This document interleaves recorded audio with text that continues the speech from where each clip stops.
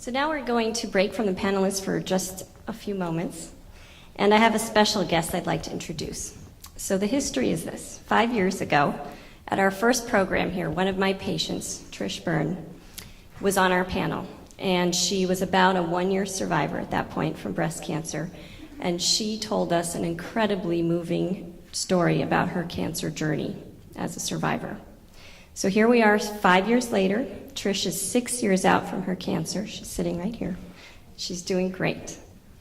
Her son, Andrew, is here, and Andrew's going to share with us a few minutes of telling us what it was like to be the child of someone who went through cancer treatment. And Sophie couldn't be here today. They're Andrew's older sister, and Dara, Trish's husband, is here, and this family has a very, very special place in my heart.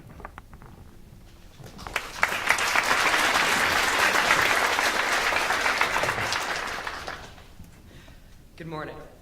Good morning. My name is Andrew Byrne. I'm 15 years old, and I'm a sophomore at Monte Vista High School in Danville, where I live with my mom, dad, and older sister, Sophie, who's 17. I know your invitations say that my sister, Sophie, will speak here today, but she had a school conflict at the last minute, so I volunteered to step in for her. In 2007, when I was 9 years old, my mom was diagnosed with stage 3B breast cancer. Her treatment was long, I think about 18 months, and complicated because her chemo drugs affected her heart. But she's here today and just passed her 6th year as a survivor. The whole time my mom was fighting this disease, and even today, I know that she worried about the effects on my sister and me. I'm here today to talk to you all, but especially the moms out there, about what I remember from that time and to show you that I'm doing fine.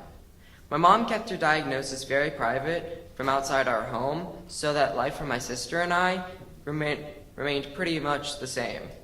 So, here's what I remember. She was a full-time working mom, so every day after school I had to stay on for the after-school program. When she got sick, my mom had to give up her job, so the first real impact on my life was positive. I got to go home as soon as school got out. Treatment days were very hard on us all. My sister and I would leave for school in the morning, and my mom would look really good, almost back to her normal self. But when we came home after school, my mom would look really ill. She was pale and tired, and often she would be throwing up. My sister and I, remember, we were 9 and 11, really worried about what they did to her, so we came up with a plan where my sister got to go to the cancer treatment center and accompany my mom to check things out. It was a huge relief when she told me that mom sat in a recliner with a blanket and a pillow.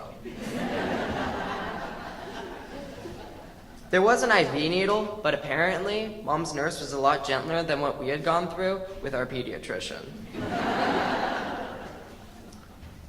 It didn't really bother me when my mom started losing her hair, because to me that simply meant she didn't have to wash or comb it, something that's always been a big hassle to me, and the reason I got a buzz cut in 7th grade. My mom has 3 amazing friends. When she got sick, they made a list of our family's favorite restaurants and favorite menu items. On treatment days, they arranged for dinner to be delivered to us from one of these restaurants. It would have everyone's favorite foods. This thoughtful gesture really helped make treatment days easier on all of us, especially my mom, as it was one less thing for her to worry about. As I said earlier, I was only 9 when my mom got sick, so these are just snapshots of what I remember. I understand better today just how sick my mom was, but back then, my mom did a great job of keeping things normal for us, so I wasn't afraid. I just trusted that my mom, with the help of Dr. Savan, would win her fight. Today, I'm a normal teenage boy, or at least I think. I love video games, music, and hanging out with my friends. I will say that seeing my mom fight breast cancer has given me a healthy respect for just how strong women are, and that's a good thing. I would also say that I got to see firsthand how my dad supported my mom throughout her illness, so I know exactly the kind of man I want to be when I grow up. Thank you.